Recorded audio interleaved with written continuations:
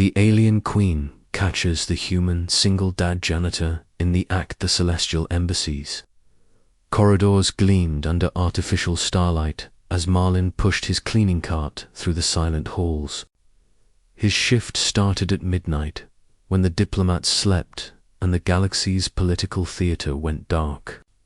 He preferred it, this quiet, methodical work that let him think about his daughter back on Earth, safe with his sister while he earned enough credits to give her a better life. Marlin had been working at the embassy for 6 months now, one of the few humans trusted with access to the restricted quarters. The Zithrani delegation occupied the entire East Wing, and their queen, was known throughout the galaxy for her fierce protection of her people and her daughters. Tonight, as Marlin mopped the marble floors near the Zithrani quarters, he heard something unusual, soft sobbing, barely audible through the thick doors. He hesitated. Protocol dictated he shouldn't investigate, but Marlin was a father first, and that sound pierced through every regulation in the book. Following the sound, he found himself at a small observation deck adjacent to the royal chambers. 2 young Zithrani girls sat huddled together, their crystalline skin shimmering with bioluminescent tears. They couldn't have been more than 8 years old in human terms. "Hello," Marlin said softly. The girls gasped, turning their faces toward him. Their eyes were clouded, milky white. They were blind. "Please don't tell Mother," the older one said quickly, her voice trembling in accented standard. "We're not supposed to leave our chambers alone." Marlin knelt down slowly. "I won't tell anyone." "Are you two okay? Why are you crying?" The younger girl, who he would later learn was named Kira. "We heard the other delegates' children talking about the stars, about how beautiful they look from this deck. But we ... double quotes, she touched her clouded eyes, "we can't see them." Marlin's heart clenched. He thought of his own daughter, Sophia, and how she loved pointing at constellations through their apartment window. "Well," he said carefully, "maybe I can help with that."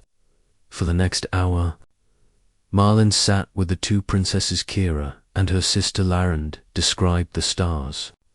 But he didn't just describe them. He created a story around each constellation visible from the deck. He took their small hands and traced patterns in the air, helping them feel the shapes he described. "This one looks like a warrior," he said, guiding Lara's fingers through the shape of Orion.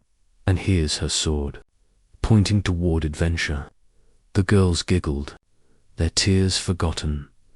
Then Marlin had an idea. He pulled out his portable music player, a battered thing he'd had since Earthan scrolled through his files. "Close your eyes. Well, you know what I mean. Just listen." He played them Holst the planets, letting the music paint the solar system in sound. He described each planet as the corresponding movement played, using metaphors and textures they could understand. "Jupiter sounds like how warm sunlight feels on your face," he said. "And Saturn ... Saturn is like silk ribbons dancing in a breeze."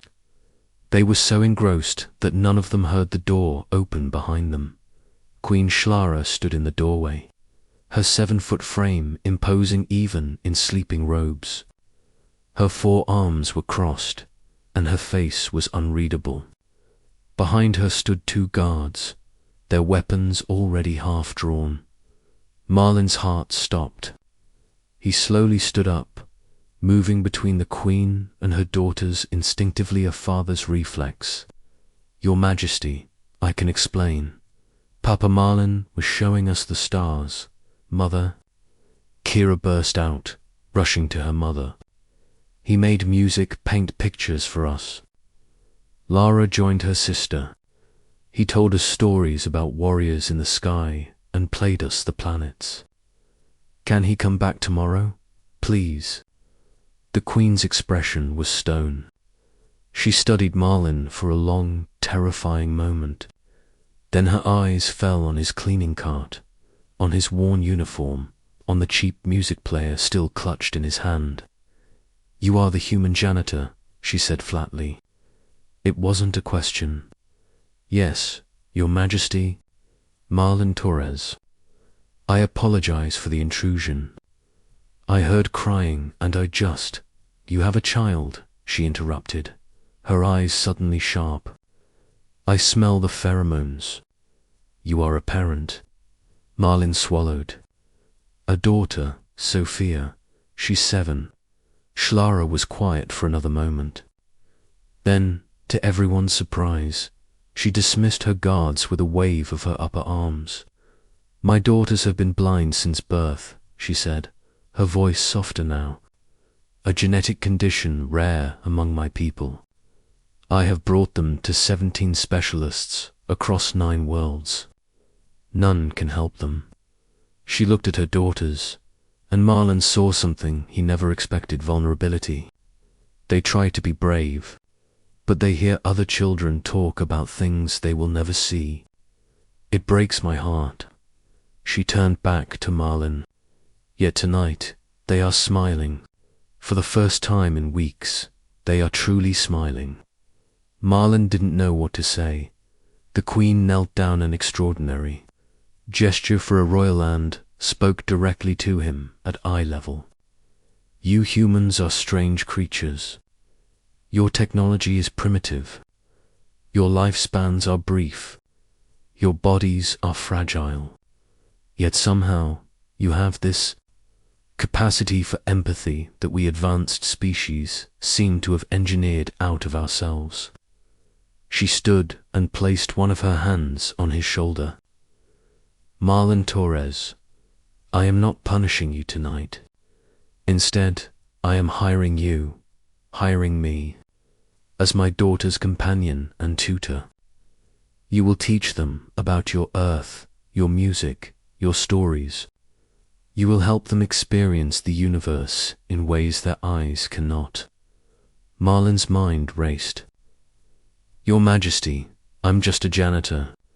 I'm not qualified. You are a father," she said firmly.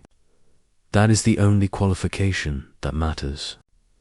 The salary will be substantial, enough to bring your Sophia here, to enroll her in the embassy school, to give her opportunities most humans never receive." Tears stung Marlin's eyes. I don't know what to say."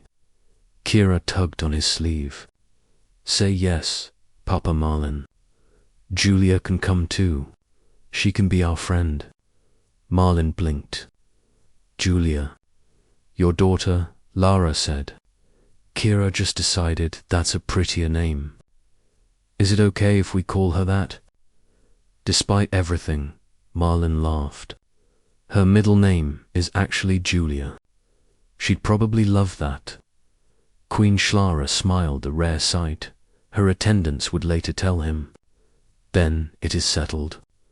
Welcome to our family, Marlin Torres." As Marlin walked home that night, his cleaning cart abandoned in the embassy halls, he looked up at the stars and thought about his daughter. Soon, she wouldn't just see them through a dirty apartment window. She'd see them from an alien embassy, with 2 alien princesses as her best friends. Humanity might not have the fastest ships or the strongest weapons, but they had something just as powerful: the ability to see people, any people, even alien princesses, and simply care. And sometimes that was enough to change the galaxy.